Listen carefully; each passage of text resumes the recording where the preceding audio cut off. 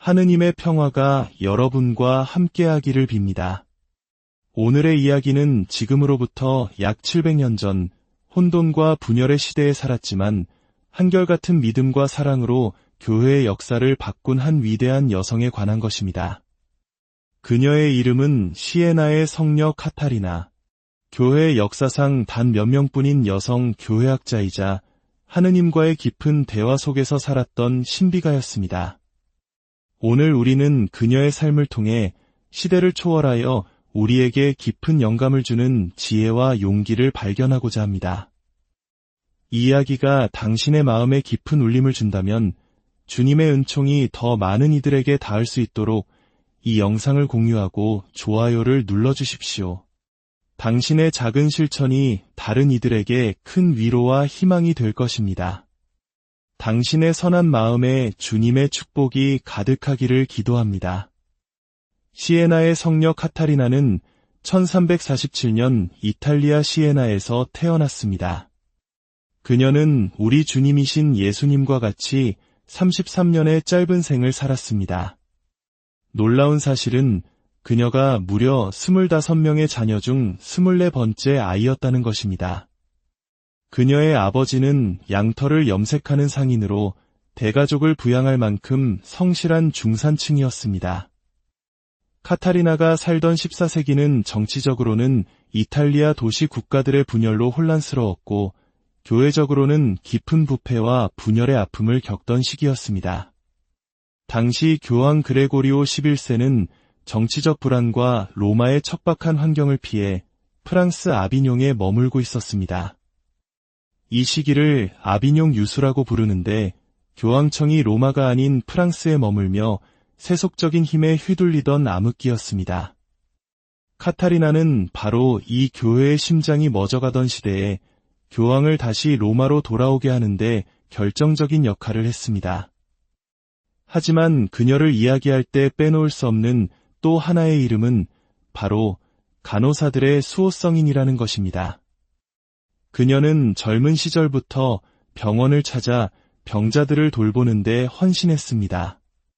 특히 당시 유럽을 휩쓸었던 흑사병과 같은 끔찍한 전염병 앞에서도 두려워하지 않고 가장 고통받는 이들을 끌어안는 용기를 보여주었습니다. 그녀의 삶은 우리 시대에도 깊은 울림을 줍니다. 많은 사람들이 카타리나를 교회학자라고 부를 때 의학 박사 같은 학위를 떠올릴지도 모릅니다. 하지만 교회에서 교회학자라는 칭호는 그 가르침과 저수리 시대를 초월하여 전 세계 교회의 신앙에 깊고 본질적인 영향을 미친 성인에게만 주어지는 영예로운 이름입니다. 라틴어로 가르치는 사람을 의미하는 이 칭호는 전통적으로 위대한 신학자들에게 주어졌지만 교회는 점차 교리뿐만 아니라 하느님과의 신비로운 합일과 내적 생활을 가르친 이들의 중요성을 깨닫게 되었습니다. 카타리나 성녀는 바로 이 신비신학과 영성신학의 위대한 스승이었기에 교회학자로 선포되었습니다. 그렇다면 신비가란 무엇일까요? 신비라는 단어는 우리에게 막연하고 어렵게 느껴질 수 있습니다. 하지만 신비가의 본질은 바로 기도와 내적 생활에 있습니다. 그들은 어떻게 우리가 기도 안에서 하느님과 하나가 될 수 있는지, 어떻게 우리 영혼의 내면을 가꾸어 나갈 수 있는지를 깊이 탐구하고 가르칩니다. 카타리나의 저술은 바로 이 내면의 삶, 즉 하느님과의 깊고 인격적인 관계를 향한 여정으로 우리를 초대합니다. 카타리나 성녀는 그녀의 대표적인 저서인 대화록에서 기도에는 용기가 필요하다고 말합니다. 이 가르침은 무척이나 신선하고 강력하게 다가옵니다. 우리는 보통 병자를 돌보거나 흑사병이 창궐하는 곳으로 뛰어드는 것에 용기가 필요하다고 생각합니다. 하지만 조용히 무릎 꿇고 기도하는 행위에 용기가 필요할까요? 카타리나는 흔들리지 않고 꾸준히 기도하기 위해, 그리고 무엇보다 기도의 자리로 나아가기 위해 큰 용기가 필요하다고 가르칩니다. 그것은 세상의 소음과 내면의 불안을 이겨내고 오직 하느님께 우리 자신을 온전히 맡기겠다는 결단이기 때문입니다. 기도에 대한 용기는 하느님에 대한 절대적인 신뢰에서 비롯됩니다. 카타리나의 삶은 극단적인 고행으로 가득 차 있었습니다. 그녀는 수년간 오직 성체만으로 살았고 부모님 집의 작은 공간에서 은수자처럼 지냈으며 고해성사를 할 때를 제외하고는 누구와도 말하지 않았습니다. 현대의 시각으로 보면 이해하기 힘든 모습일 수 있습니다. 하지만 그녀에게 이러한 고행은 자기 학대가 아니었습니다. 그것은 세상의 다른 모든 것을 포기하고 오직 하느님께만 의지하는 법을 배우는 훈련이었습니다. 스테이크를 먹지 않아도 오직 하느님만으로 내 삶은 충만해질 수 있다는 것을 온몸으로 증명하는 용기 있는 신앙 고백이었습니다. 그녀의 이런 강인한 성격은 어린 시절의 한 일화에서도 엿볼 수 있습니다. 그녀가 16살이 되었을 때 부모님은 그녀를 결혼시키려 했습니다. 당시 사회에서 여성에게 결혼은 당연한 수순이었습니다. 하지만 카타리나는 이미 자신의 삶을 그리스도의 신부로서 봉헌하기로 마음먹은 뒤였습니다. 부모님의 성화에 못 이긴 그녀는 여성의 아름다움과 자부심의 상징이었던 자신의 머리카락을 모두 잘라버렸습니다. 이는 단순히 부모님께 반항하는 철없는 행동이 아니었습니다. 자신의 외적인 아름다움이나 세상의 기대에 의지하지 않고 오직 하느님과의 약속을 지키겠다는 단호한 결의의 표현이었습니다. 어쩌면 하느님께서는 이런 작은 시련들을 통해 그녀가 훗날 더 큰 시련에 맞설 수 있도록 준비시키셨는지도 모릅니다. 부모님의 뜻을 거스르는 용기를 가졌던 10대 소녀는 훗날 교회의 최고 지도자인 교황 앞에 서서 교황님, 당신이 있어야 할 곳은 아비뇽이 아니라 로마입니다. 당신은 지금 잘못된 길을 가고 있습니다. 라고 직언할 수 있는 담대함의 소유자로 성장하게 됩니다. 카타리나의 영성은 도미니코의 깊은 영향을 받았습니다. 그녀는 매일 미사에 참여하며 성체에 대한 깊은 사랑을 키워나갔습니다. 그녀에게 성체는 단순히 빵의 형상이 아니라 온 우주를 품고도 남으시는 무한하신 하느님께서 자신의 작은 영혼 안에 들어오시는 신비 그 자체였습니다. 그녀는 대화록에서 성부 하느님과의 대화를 통해 이 신비를 아름다운 비유로 설명합니다. 어떻게 무한한 내가 너의 작은 영혼 안에 머물 수 있겠느냐? 그것은 마치 물고기가 바다 안에 있지만 동시에 바다가 물고기 안에 있는 것과 같다. 물고기는 바닷물을 들이마시기에 바다를 자신 안에 품고 있지. 하지만 더 올바른 표현은 물고기가 바다 안에 있다는 것이다. 이 비유는 하느님께서 우리 영혼 안에 현존하시는 동시에 우리의 영혼이 더 크신 하느님 안에 잠겨 있음을 아름답게 보여줍니다. 이 깊은 신뢰는 나는 있는 이여 너는 없는 이다라는 하느님의 말씀에서 절정을 이룹니다. 이 말씀은 모든 존재의 근원은 하느님이시며 우리는 그분으로부터 모든 것을 받은 존재임을 깨닫게 합니다. 카타리나는 이 진리를 살기 위해 세상의 욕망을 비워내고 그 자리를 하느님을 향한 갈망으로 채우고자 했습니다. 그녀가 세상을 향해 다시 나아갔을 때 그녀의 모든 행동은 기도와 사랑의 연장이었습니다. 가난한 이들을 섬기는 것은 더 이상 별개의 활동이 아니었습니다. 그것은 바로 움직이는 기도였습니다. 그녀가 제단사의 아내에게 보내는 편지든 교황에게 보내는 편지든 그 모든 글의 중심에는 하느님 사랑과 이웃 사랑이라는 두 개의 기둥이 굳건히 서 있었습니다. 그녀가 부패한 교회의 문제에 뛰어들고 교황에게 쓴소리를 할 수 있었던 원동력은 바로 그리스도의 몸인 교회를 향한 깊은 사랑 때문이었습니다. 스스로를 그리스도의 신부라고 여겼던 그녀에게 교회의 분열은 마치 자신의 몸이 찢어지는 듯한 고통이었습니다. 그녀의 모든 활동과 영향력은 바로 이 그리스도와의 깊은 내적 관계, 기도의 삶에서 흘러나왔습니다. 이것이 우리에게 주는 교훈은 명확합니다. 만약 우리에게 그리스도와의 인격적인 관계, 깊은 기도의 삶이 없다면 우리가 교회 안에서 아무리 바쁘게 일하고 많은 업적을 쌓는다 해도 그 열매는 결코 카타리나 성녀와 같을 수 없을 것입니다. 사도직의 영혼은 바로 내적 생활에 있기 때문입니다. 카타리나의 영성에서 또 하나 두드러지는 이미지는 바로 예수님의 피입니다. 그녀는 편지에서 예수님의 피의 이름으로 라는 표현을 자주 사용했으며 예수님의 피로 옷 입는다는 강렬한 이미지를 사용했습니다. 그녀는 십자가에서 꿰뚫린 예수님의 옆구리에서 흘러나온 피가 자신의 영혼을 감싸는 옷이 된다고 믿었습니다. 고통과 희생이 우리를 보호하고 아름답게 만드는 옷이 될 수 있다는 그녀의 신비로운 통찰은 우리가 고통을 피하려고만 하는 오늘날 더욱 깊이 생각해볼 가치가 있습니다. 카타리나의 삶은 악마의 유혹과 맞서 싸우는 영적 전투의 지혜도 가르쳐줍니다. 대화록에서 하느님께서는 악마가 우리를 넘어뜨리는 두 가지 방법을 말씀하십니다. 첫째는 절망과 낙담입니다. 악마는 우리에게 이렇게 속삭입니다. 너는 죄인이야.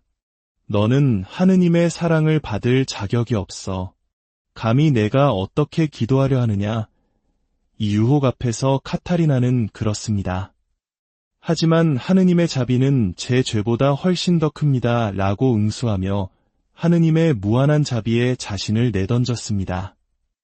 그러자 악마는 두 번째 방법으로 접근했습니다. 바로 교만과 자만심입니다. 보아라, 너는 정말 의로운 사람이 되었구나. 너는 이제 더 이상 고해성사도 자기 성찰도 필요 없는 성인이야. 이 유혹에 카타리나는 겸손하게 자신을 낮추었습니다. 저는 비참한 죄인일 뿐입니다. 어머니 뱃속에서부터 정화되신 세례자 요한도 평생 보속의 삶을 사셨는데 저 같은 죄인이 어떻게 감히 교만할 수 있겠습니까? 악마는 그녀를 절망으로 끌어내리려 했지만 그녀는 하느님의 자비 안에서 더 높이 들어 올려졌습니다. 악마는 그녀를 교만으로 들어 올리려 했지만 그녀는 겸손 안에서 자신을 더 깊이 낮추었습니다. 시에나의 성녀 카타리나. 그녀의 삶은 우리에게 많은 것을 이야기합니다. 그녀는 우리에게 기도할 용기를, 위험에도 불구하고 사랑할 용기를 가르쳐줍니다. 그녀의 삶은 하느님과의 깊은 일치 안에서 살아갈 때 한 개인의 삶이 얼마나 위대한 역사를 만들어낼 수 있는지를 보여주는 증거입니다. 오늘 특별히 의료계에 종사하며 아픈 이들을 돌보는 모든 분들을 위해 카타리나 성녀의 전구를 청합시다. 질병으로 고통받는 이들을 끌어안았던 그녀의 용기가 그분들과 함께하기를, 또한 혹시 기도의 자리에서 멀어졌거나 기도하기를 주저하고 있다면 오늘 카타리나 성녀에게 기도할 용기를 청하십시오. 악마가 여러분을 절망시키거나 교만하게 만들도록 내버려 두지 마십시오. 기도를 통해 그리스도께 더 가까이 나아가십시오. 그분께서 여러분을 위해 마련하신 깊은 일치의 삶으로 여러분을 초대하고 계십니다. 주님께서 여러분에게 강복하시고 지켜주시며 주님의 얼굴을 여러분에게 비추시고 은혜를 베푸시며 주님께서 여러분을 자비로이 굽어보시고 평화를 주시기를 빕니다.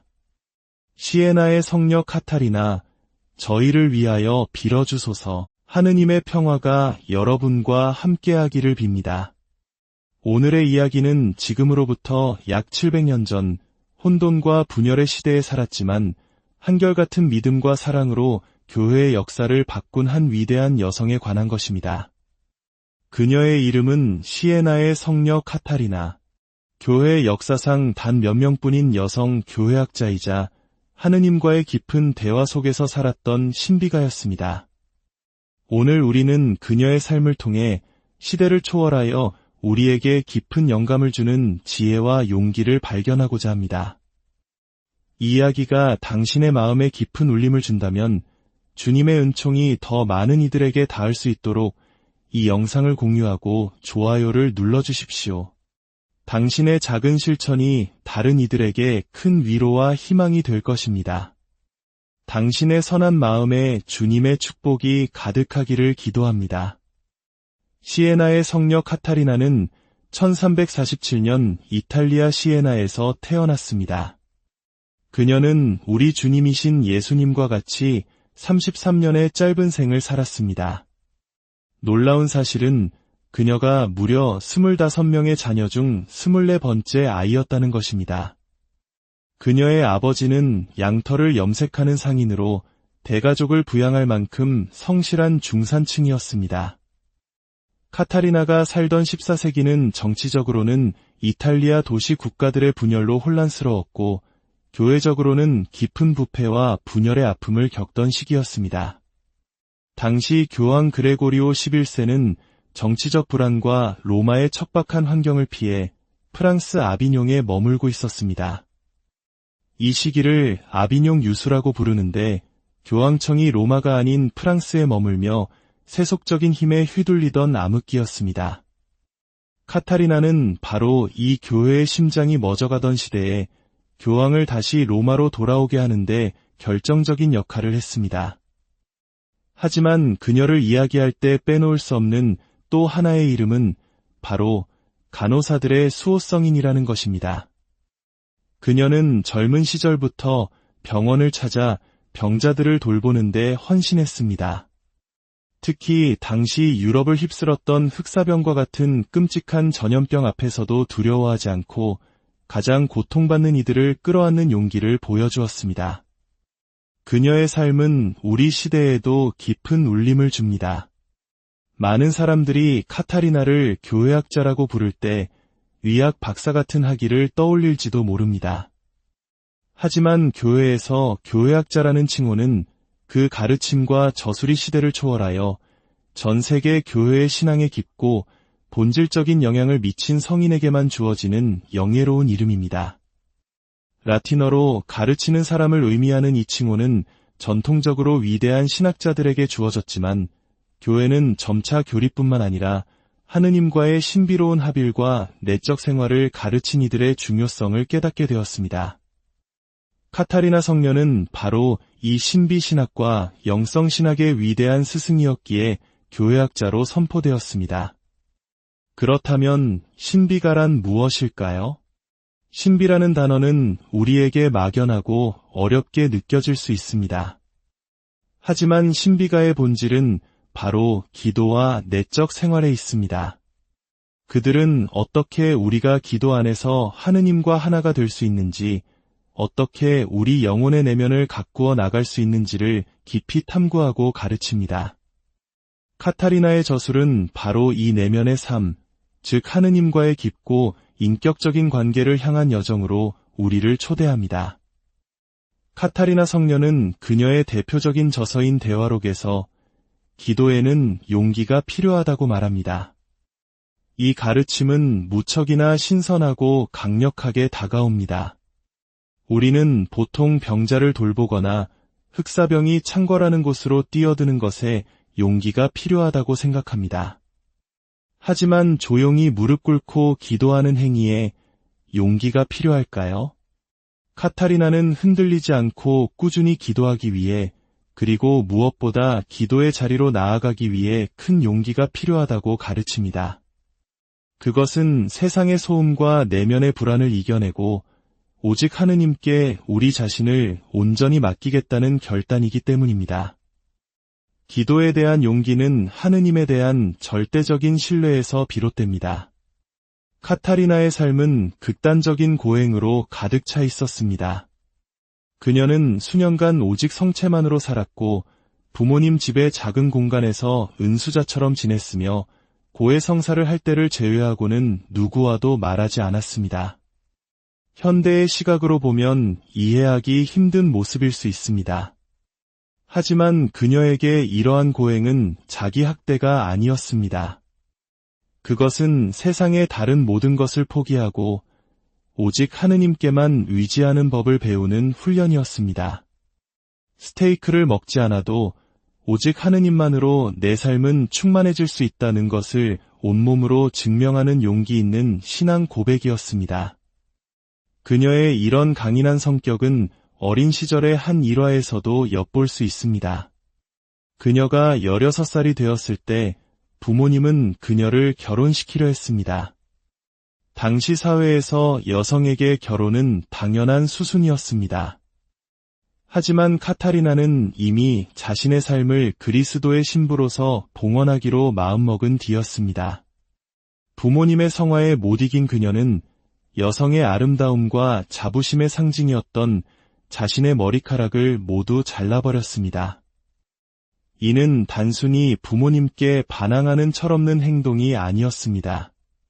자신의 외적인 아름다움이나 세상의 기대에 의지하지 않고 오직 하느님과의 약속을 지키겠다는 단호한 결의의 표현이었습니다. 어쩌면 하느님께서는 이런 작은 시련들을 통해 그녀가 훗날 더 큰 시련에 맞설 수 있도록 준비시키셨는지도 모릅니다.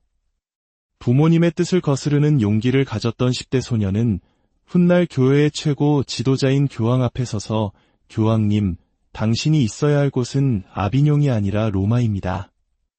당신은 지금 잘못된 길을 가고 있습니다. 라고 직언할 수 있는 담대함의 소유자로 성장하게 됩니다. 카타리나의 영성은 도미니코의 깊은 영향을 받았습니다. 그녀는 매일 미사에 참여하며 성체에 대한 깊은 사랑을 키워나갔습니다. 그녀에게 성체는 단순히 빵의 형상이 아니라 온 우주를 품고도 남으시는 무한하신 하느님께서 자신의 작은 영혼 안에 들어오시는 신비 그 자체였습니다. 그녀는 대화록에서 성부 하느님과의 대화를 통해 이 신비를 아름다운 비유로 설명합니다. 어떻게 무한한 내가 너의 작은 영혼 안에 머물 수 있겠느냐? 그것은 마치 물고기가 바다 안에 있지만 동시에 바다가 물고기 안에 있는 것과 같다. 물고기는 바닷물을 들이마시기에 바다를 자신 안에 품고 있지. 하지만 더 올바른 표현은 물고기가 바다 안에 있다는 것이다. 이 비유는 하느님께서 우리 영혼 안에 현존하시는 동시에 우리의 영혼이 더 크신 하느님 안에 잠겨 있음을 아름답게 보여줍니다. 이 깊은 신뢰는 나는 있는 이요, 너는 없는 이다라는 하느님의 말씀에서 절정을 이룹니다. 이 말씀은 모든 존재의 근원은 하느님이시며 우리는 그분으로부터 모든 것을 받은 존재임을 깨닫게 합니다. 카타리나는 이 진리를 살기 위해 세상의 욕망을 비워내고 그 자리를 하느님을 향한 갈망으로 채우고자 했습니다. 그녀가 세상을 향해 다시 나아갔을 때 그녀의 모든 행동은 기도와 사랑의 연장이었습니다. 가난한 이들을 섬기는 것은 더 이상 별개의 활동이 아니었습니다. 그것은 바로 움직이는 기도였습니다. 그녀가 제단사의 아내에게 보내는 편지든 교황에게 보내는 편지든 그 모든 글의 중심에는 하느님 사랑과 이웃 사랑이라는 두 개의 기둥이 굳건히 서 있었습니다. 그녀가 부패한 교회의 문제에 뛰어들고 교황에게 쓴소리를 할 수 있었던 원동력은 바로 그리스도의 몸인 교회를 향한 깊은 사랑 때문이었습니다. 스스로를 그리스도의 신부라고 여겼던 그녀에게 교회의 분열은 마치 자신의 몸이 찢어지는 듯한 고통이었습니다. 그녀의 모든 활동과 영향력은 바로 이 그리스도와의 깊은 내적 관계, 기도의 삶에서 흘러나왔습니다. 이것이 우리에게 주는 교훈은 명확합니다. 만약 우리에게 그리스도와의 인격적인 관계, 깊은 기도의 삶이 없다면 우리가 교회 안에서 아무리 바쁘게 일하고 많은 업적을 쌓는다 해도 그 열매는 결코 카타리나 성녀와 같을 수 없을 것입니다. 사도직의 영혼은 바로 내적 생활에 있기 때문입니다. 카타리나의 영성에서 또 하나 두드러지는 이미지는 바로 예수님의 피입니다. 그녀는 편지에서 예수님의 피의 이름으로 라는 표현을 자주 사용했으며 예수님의 피로 옷 입는다는 강렬한 이미지를 사용했습니다. 그녀는 십자가에서 꿰뚫린 예수님의 옆구리에서 흘러나온 피가 자신의 영혼을 감싸는 옷이 된다고 믿었습니다. 고통과 희생이 우리를 보호하고 아름답게 만드는 옷이 될 수 있다는 그녀의 신비로운 통찰은 우리가 고통을 피하려고만 하는 오늘날 더욱 깊이 생각해 볼 가치가 있습니다. 카타리나의 삶은 악마의 유혹과 맞서 싸우는 영적 전투의 지혜도 가르쳐줍니다. 대화록에서 하느님께서는 악마가 우리를 넘어뜨리는 두 가지 방법을 말씀하십니다. 첫째는 절망과 낙담입니다. 악마는 우리에게 이렇게 속삭입니다. 너는 죄인이야. 너는 하느님의 사랑을 받을 자격이 없어. 감히 내가 어떻게 기도하려 하느냐? 이 유혹 앞에서 카타리나는 그렇습니다. 하지만 하느님의 자비는 제 죄보다 훨씬 더 큽니다. 라고 응수하며 하느님의 무한한 자비에 자신을 내던졌습니다.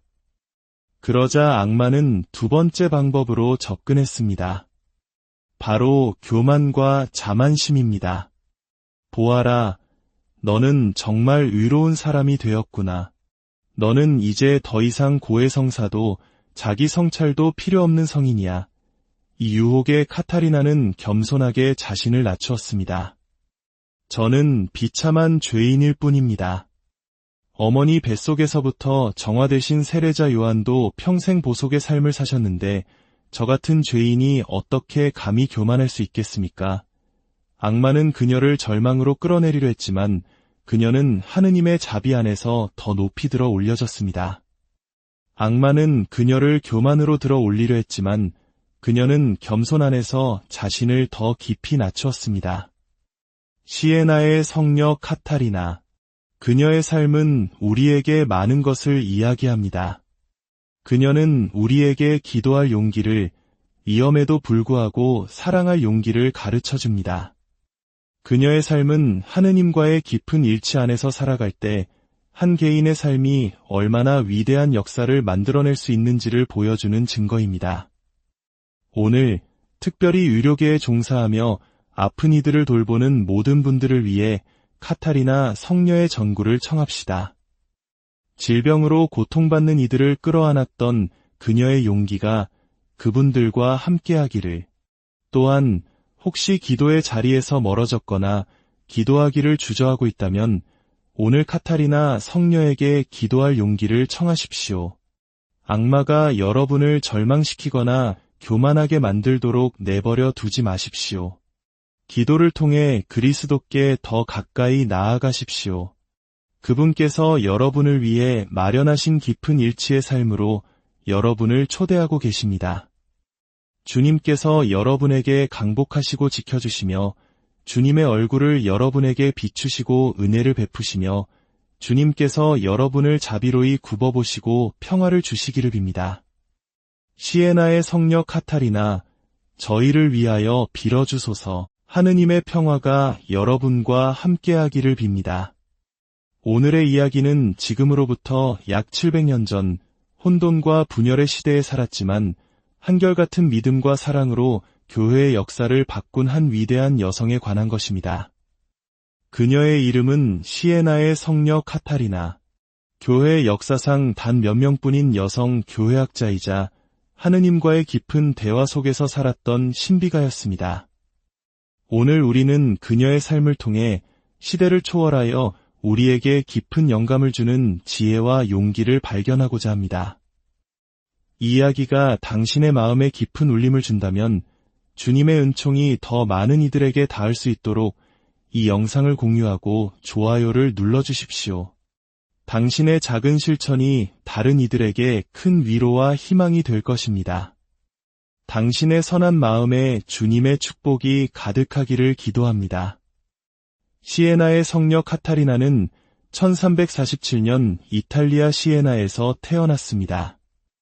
그녀는 우리 주님이신 예수님과 같이 33년의 짧은 생을 살았습니다.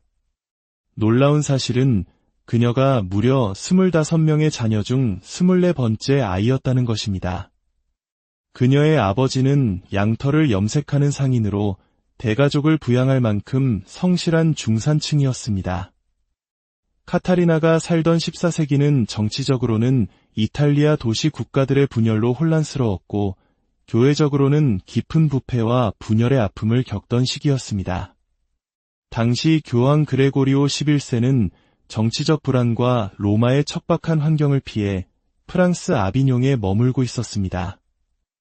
이 시기를 아비뇽 유수라고 부르는데 교황청이 로마가 아닌 프랑스에 머물며 세속적인 힘에 휘둘리던 암흑기였습니다. 카타리나는 바로 이 교회의 심장이 멎어가던 시대에 교황을 다시 로마로 돌아오게 하는데 결정적인 역할을 했습니다.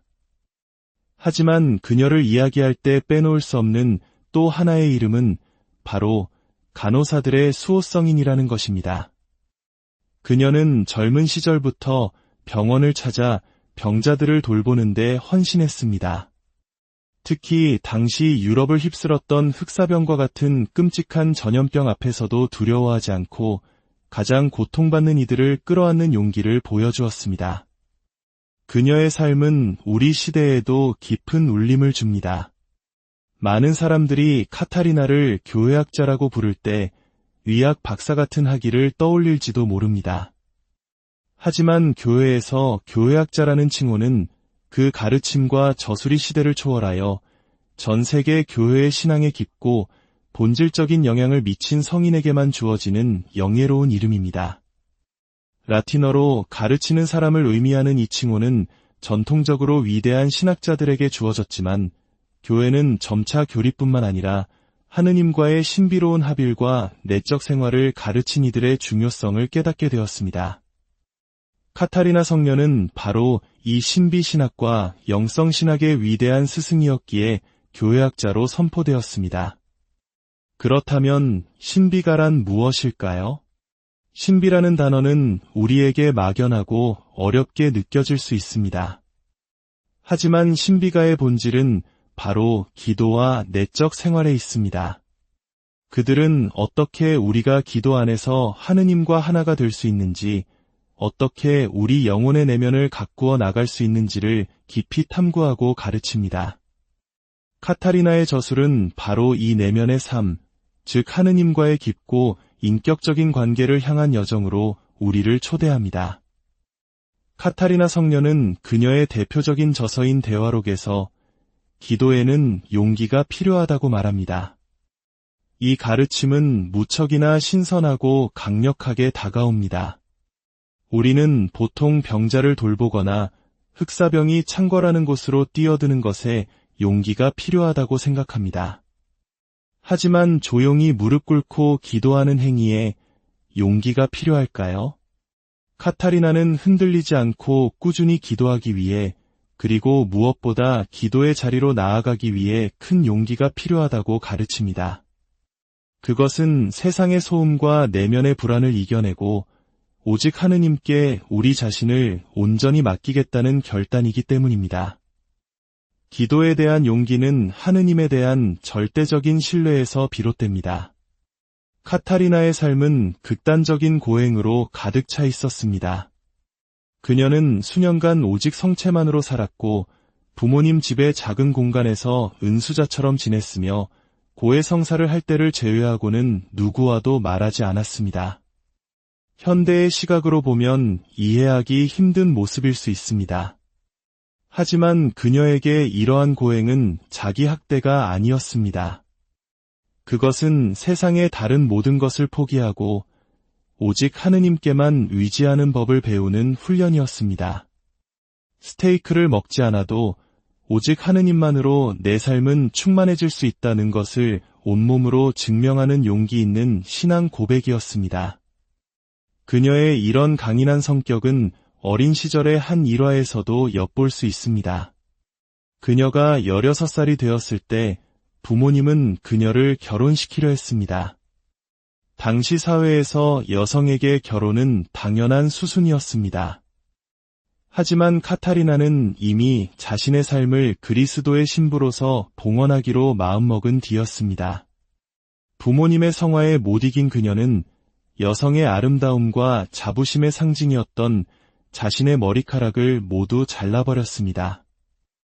이는 단순히 부모님께 반항하는 철없는 행동이 아니었습니다. 자신의 외적인 아름다움이나 세상의 기대에 의지하지 않고 오직 하느님과의 약속을 지키겠다는 단호한 결의의 표현이었습니다. 어쩌면 하느님께서는 이런 작은 시련들을 통해 그녀가 훗날 더 큰 시련에 맞설 수 있도록 준비시키셨는지도 모릅니다.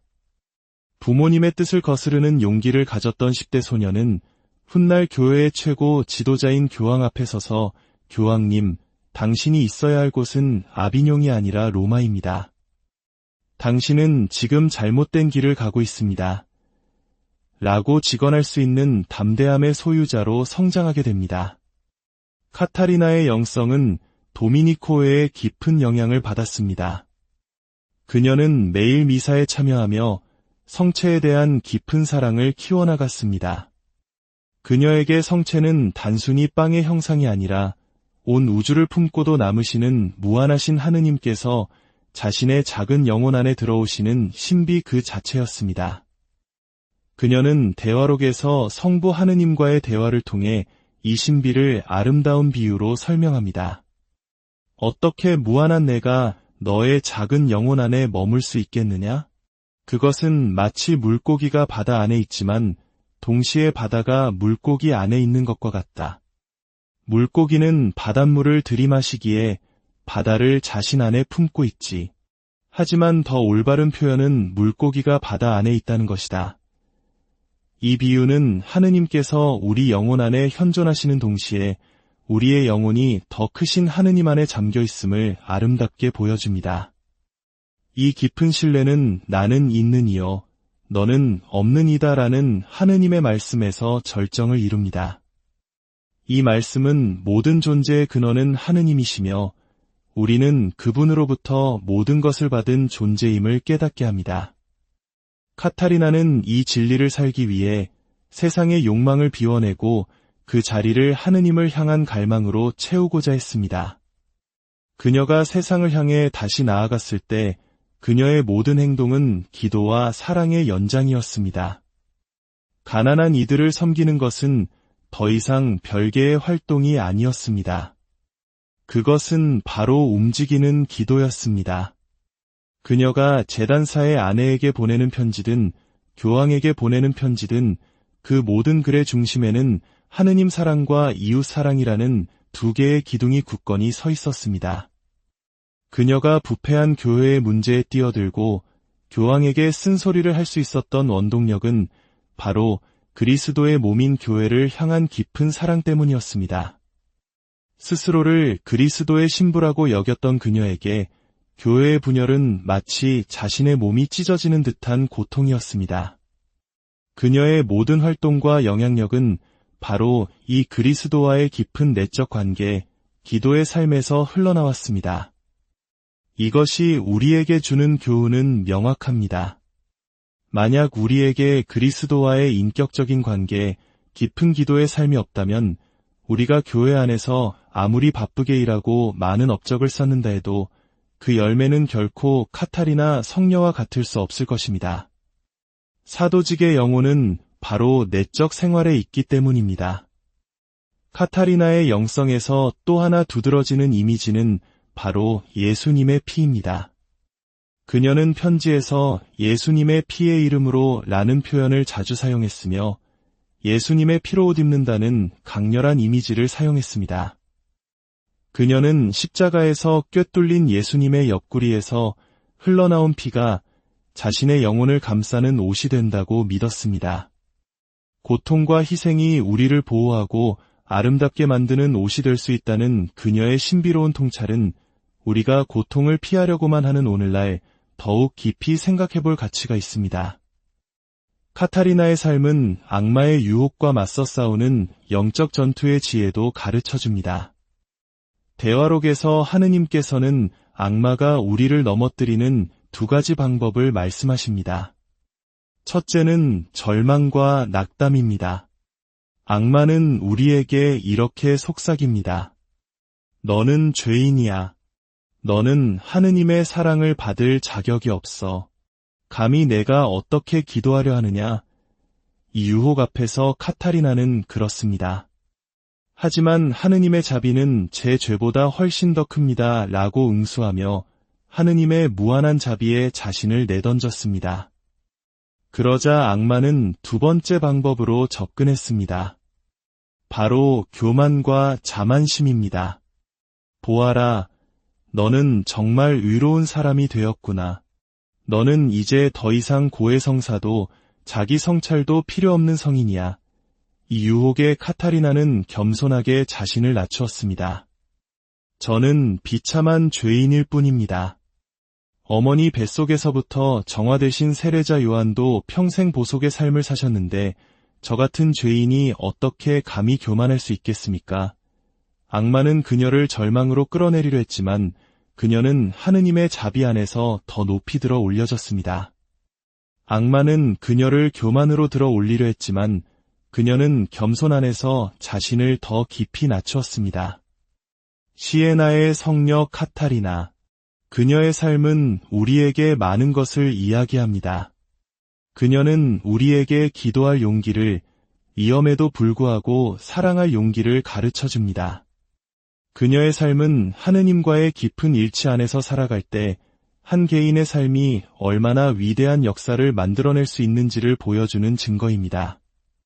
오늘 특별히 의료계에 종사하며 아픈 이들을 돌보는 모든 분들을 위해 카타리나 성녀의 전구를 청합시다. 질병으로 고통받는 이들을 끌어안았던 그녀의 용기가 그분들과 함께하기를, 또한 혹시 기도의 자리에서 멀어졌거나 기도하기를 주저하고 있다면 오늘 카타리나 성녀에게 기도할 용기를 청하십시오. 악마가 여러분을 절망시키거나 교만하게 만들도록 내버려 두지 마십시오. 기도를 통해 그리스도께 더 가까이 나아가십시오. 그분께서 여러분을 위해 마련하신 깊은 일치의 삶으로 여러분을 초대하고 계십니다. 주님께서 여러분에게 강복하시고 지켜주시며 주님의 얼굴을 여러분에게 비추시고 은혜를 베푸시며 주님께서 여러분을 자비로이 굽어보시고 평화를 주시기를 빕니다. 시에나의 성녀 카타리나, 저희를 위하여 빌어주소서. 하느님의 평화가 여러분과 함께하기를 빕니다. 오늘의 이야기는 지금으로부터 약 700년 전 혼돈과 분열의 시대에 살았지만 한결같은 믿음과 사랑으로 교회의 역사를 바꾼 한 위대한 여성에 관한 것입니다. 그녀의 이름은 시에나의 성녀 카타리나.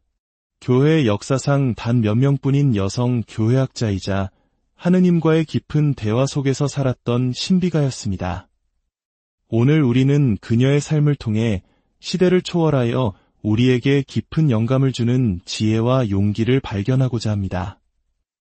이 이야기가 당신의 마음에 깊은 울림을 준다면 주님의 은총이 더 많은 이들에게 닿을 수 있도록 이 영상을 공유하고 좋아요를 눌러주십시오. 당신의 작은 실천이 다른 이들에게 큰 위로와 희망이 될 것입니다. 당신의 선한 마음에 주님의 축복이 가득하기를 기도합니다. 시에나의 성녀 카타리나는 1347년 이탈리아 시에나에서 태어났습니다. 그녀는 우리 주님이신 예수님과 같이 33년의 짧은 생을 살았습니다. 놀라운 사실은 그녀가 무려 25명의 자녀 중 24번째 아이였다는 것입니다. 그녀의 아버지는 양털을 염색하는 상인으로 대가족을 부양할 만큼 성실한 중산층이었습니다. 카타리나가 살던 14세기는 정치적으로는 이탈리아 도시 국가들의 분열로 혼란스러웠고 교회적으로는 깊은 부패와 분열의 아픔을 겪던 시기였습니다. 당시 교황 그레고리오 11세는 정치적 불안과 로마의 척박한 환경을 피해 프랑스 아비뇽에 머물고 있었습니다.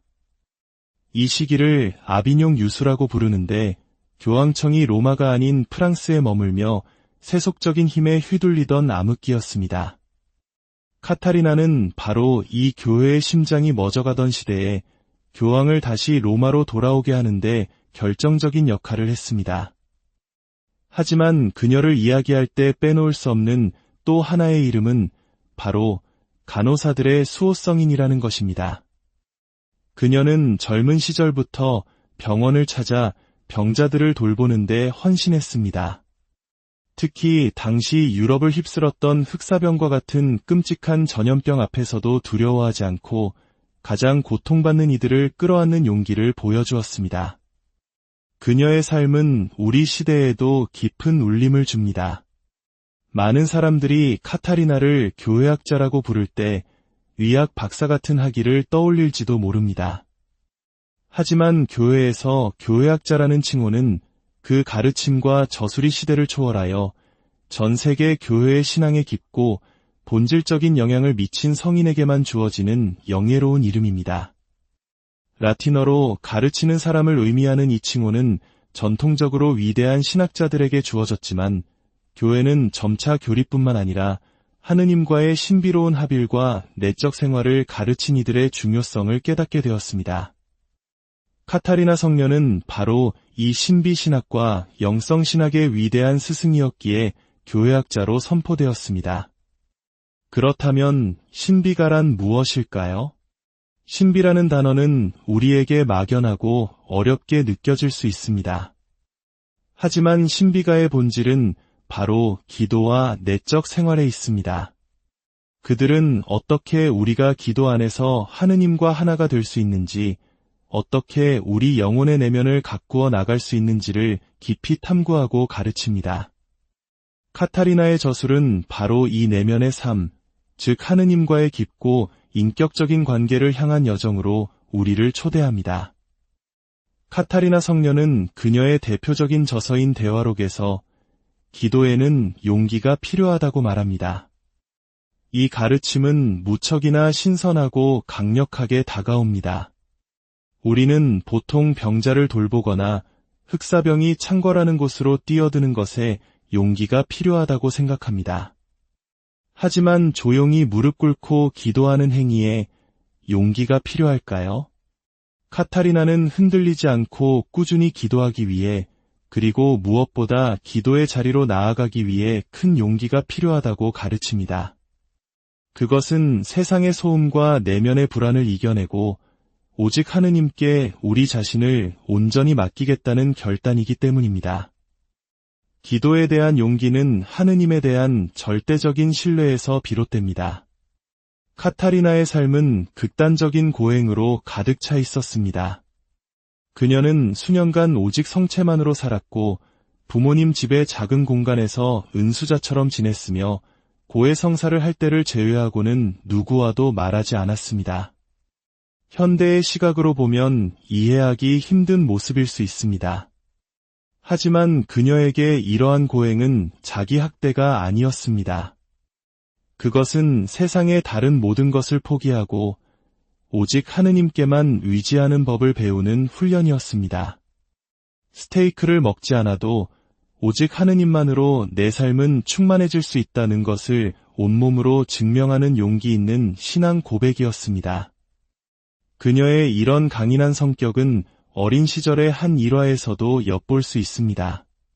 그녀가 16살이 되었을 때 부모님은 그녀를 결혼시키려 했습니다.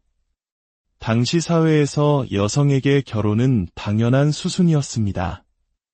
하지만 카타리나는 이미 자신의 삶을 그리스도의 신부로서 봉헌하기로 마음먹은 뒤였습니다. 부모님의 성화에 못 이긴 그녀는 여성의 아름다움과 자부심의 상징이었던 자신의 머리카락을 모두 잘라버렸습니다. 이는 단순히 부모님께 반항하는 철없는 행동이 아니었습니다. 자신의 외적인 아름다움이나 세상의 기대에 의지하지 않고 오직 하느님과의 약속을 지키겠다는 단호한 결의의 표현이었습니다. 어쩌면 하느님께서는 이런 작은 시련들을 통해 그녀가 훗날 더 큰 시련에 맞설 수 있도록 준비시키셨는지도 모릅니다. 부모님의 뜻을 거스르는 용기를 가졌던 10대 소녀는 훗날 교회의 최고 지도자인 교황 앞에 서서 교황님, 당신이 있어야 할 곳은 아비뇽이 아니라 로마입니다. 당신은 지금 잘못된 길을 가고 있습니다. 라고 직언할 수 있는 담대함의 소유자로 성장하게 됩니다. 카타리나의 영성은 도미니코의 깊은 영향을 받았습니다. 그녀는 매일 미사에 참여하며 성체에 대한 깊은 사랑을 키워나갔습니다. 그녀에게 성체는 단순히 빵의 형상이 아니라 온 우주를 품고도 남으시는 무한하신 하느님께서 자신의 작은 영혼 안에 들어오시는 신비 그 자체였습니다. 그녀는 대화록에서 성부 하느님과의 대화를 통해 이 신비를 아름다운 비유로 설명합니다. 어떻게 무한한 내가 너의 작은 영혼 안에 머물 수 있겠느냐? 그것은 마치 물고기가 바다 안에 있지만 동시에 바다가 물고기 안에 있는 것과 같다. 물고기는 바닷물을 들이마시기에 바다를 자신 안에 품고 있지. 하지만 더 올바른 표현은 물고기가 바다 안에 있다는 것이다. 이 비유는 하느님께서 우리 영혼 안에 현존하시는 동시에 우리의 영혼이 더 크신 하느님 안에 잠겨 있음을 아름답게 보여줍니다. 이 깊은 신뢰는 나는 있는 이요 너는 없는 이다라는 하느님의 말씀에서 절정을 이룹니다. 이 말씀은 모든 존재의 근원은 하느님이시며 우리는 그분으로부터 모든 것을 받은 존재임을 깨닫게 합니다. 카타리나는 이 진리를 살기 위해 세상의 욕망을 비워내고 그 자리를 하느님을 향한 갈망으로 채우고자 했습니다. 그녀가 세상을 향해 다시 나아갔을 때 그녀의 모든 행동은 기도와 사랑의 연장이었습니다. 가난한 이들을 섬기는 것은 더 이상 별개의 활동이 아니었습니다. 그것은 바로 움직이는 기도였습니다. 그녀가 제단사의 아내에게 보내는 편지든 교황에게 보내는 편지든 그 모든 글의 중심에는 하느님 사랑과 이웃 사랑이라는 두 개의 기둥이 굳건히 서 있었습니다. 그녀가 부패한 교회의 문제에 뛰어들고 교황에게 쓴소리를 할 수 있었던 원동력은 바로 그리스도의 몸인 교회를 향한 깊은 사랑 때문이었습니다. 스스로를 그리스도의 신부라고 여겼던 그녀에게 교회의 분열은 마치 자신의 몸이 찢어지는 듯한 고통이었습니다. 그녀의 모든 활동과 영향력은 바로 이 그리스도와의 깊은 내적 관계, 기도의 삶에서 흘러나왔습니다. 이것이 우리에게 주는 교훈은 명확합니다. 만약 우리에게 그리스도와의 인격적인 관계, 깊은 기도의 삶이 없다면 우리가 교회 안에서 아무리 바쁘게 일하고 많은 업적을 쌓는다 해도 그 열매는 결코 카타리나 성녀와 같을 수 없을 것입니다. 사도직의 영혼은 바로 내적 생활에 있기 때문입니다. 카타리나의 영성에서 또 하나 두드러지는 이미지는 바로 예수님의 피입니다. 그녀는 편지에서 예수님의 피의 이름으로 라는 표현을 자주 사용했으며 예수님의 피로 옷 입는다는 강렬한 이미지를 사용했습니다. 그녀는 십자가에서 꿰뚫린 예수님의 옆구리에서 흘러나온 피가 자신의 영혼을 감싸는 옷이 된다고 믿었습니다. 고통과 희생이 우리를 보호하고 아름답게 만드는 옷이 될 수 있다는 그녀의 신비로운 통찰은 우리가 고통을 피하려고만 하는 오늘날 더욱 깊이 생각해볼 가치가 있습니다. 카타리나의 삶은 악마의 유혹과 맞서 싸우는 영적 전투의 지혜도 가르쳐줍니다. 대화록에서 하느님께서는 악마가 우리를 넘어뜨리는 두 가지 방법을 말씀하십니다. 첫째는 절망과 낙담입니다. 악마는 우리에게 이렇게 속삭입니다. 너는 죄인이야. 너는 하느님의 사랑을 받을 자격이 없어. 감히 내가 어떻게 기도하려 하느냐? 이 유혹 앞에서 카타리나는 그렇습니다. 하지만 하느님의 자비는 제 죄보다 훨씬 더 큽니다. 라고 응수하며 하느님의 무한한 자비에 자신을 내던졌습니다. 그러자 악마는 두 번째 방법으로 접근했습니다. 바로 교만과 자만심입니다. 보아라, 너는 정말 의로운 사람이 되었구나. 너는 이제 더 이상 고해성사도 자기 성찰도 필요 없는 성인이야. 이 유혹에 카타리나는 겸손하게 자신을 낮추었습니다. 저는 비참한 죄인일 뿐입니다. 어머니 뱃속에서부터 정화되신 세례자 요한도 평생 보속의 삶을 사셨는데 저 같은 죄인이 어떻게 감히 교만할 수 있겠습니까? 악마는 그녀를 절망으로 끌어내리려 했지만 그녀는 하느님의 자비 안에서 더 높이 들어 올려졌습니다. 악마는 그녀를 교만으로 들어 올리려 했지만 그녀는 겸손 안에서 자신을 더 깊이 낮추었습니다. 시에나의 성녀 카타리나. 그녀의 삶은 우리에게 많은 것을 이야기합니다. 그녀는 우리에게 기도할 용기를, 위험에도 불구하고 사랑할 용기를 가르쳐줍니다. 그녀의 삶은 하느님과의 깊은 일치 안에서 살아갈 때 한 개인의 삶이 얼마나 위대한 역사를 만들어낼 수 있는지를 보여주는 증거입니다. 오늘 특별히 의료계에 종사하며 아픈 이들을 돌보는 모든 분들을 위해 카타리나 성녀의 전구를 청합시다. 질병으로 고통받는 이들을 끌어안았던 그녀의 용기가 그분들과 함께하기를, 또한 혹시 기도의 자리에서 멀어졌거나 기도하기를 주저하고 있다면 오늘 카타리나 성녀에게 기도할 용기를 청하십시오. 악마가 여러분을 절망시키거나 교만하게 만들도록 내버려 두지 마십시오. 기도를 통해 그리스도께 더 가까이 나아가십시오. 그분께서 여러분을 위해 마련하신 깊은 일치의 삶으로 여러분을 초대하고 계십니다. 주님께서 여러분에게 강복하시고 지켜주시며 주님의 얼굴을 여러분에게 비추시고 은혜를 베푸시며 주님께서 여러분을 자비로이 굽어보시고 평화를 주시기를 빕니다.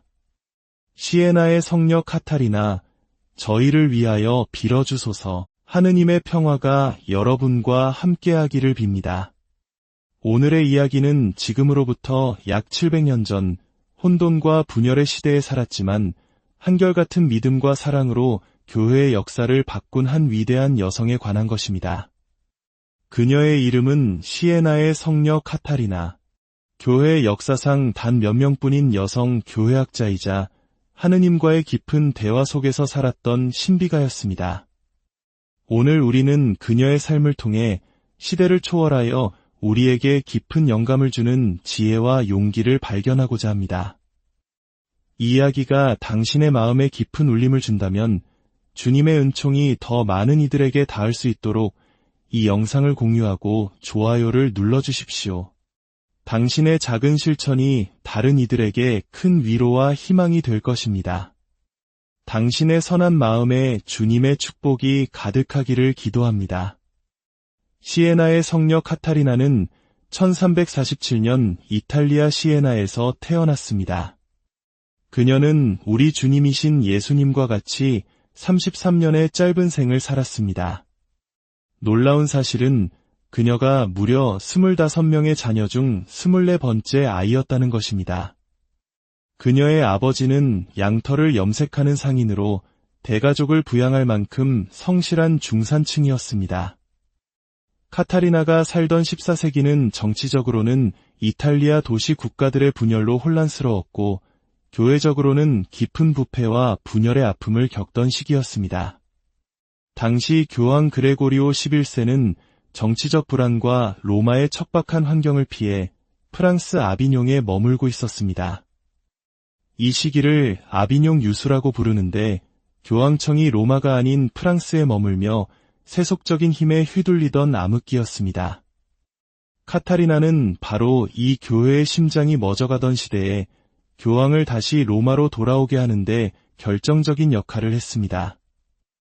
하지만 그녀를 이야기할 때 빼놓을 수 없는 또 하나의 이름은 바로 간호사들의 수호성인이라는 것입니다. 그녀는 젊은 시절부터 병원을 찾아 병자들을 돌보는데 헌신했습니다. 특히 당시 유럽을 휩쓸었던 흑사병과 같은 끔찍한 전염병 앞에서도 두려워하지 않고 가장 고통받는 이들을 끌어안는 용기를 보여주었습니다. 그녀의 삶은 우리 시대에도 깊은 울림을 줍니다. 많은 사람들이 카타리나를 교회학자라고 부를 때 의학 박사 같은 학위를 떠올릴지도 모릅니다. 하지만 교회에서 교회학자라는 칭호는 그 가르침과 저수리 시대를 초월하여 전 세계 교회의 신앙에 깊고 본질적인 영향을 미친 성인에게만 주어지는 영예로운 이름입니다. 라틴어로 가르치는 사람을 의미하는 이 칭호는 전통적으로 위대한 신학자들에게 주어졌지만 교회는 점차 교리뿐만 아니라 하느님과의 신비로운 합일과 내적 생활을 가르친 이들의 중요성을 깨닫게 되었습니다. 카타리나 성녀는 바로 이 신비신학과 영성신학의 위대한 스승이었기에 교회학자로 선포되었습니다. 그렇다면 신비가란 무엇일까요? 신비라는 단어는 우리에게 막연하고 어렵게 느껴질 수 있습니다. 하지만 신비가의 본질은 바로 기도와 내적 생활에 있습니다.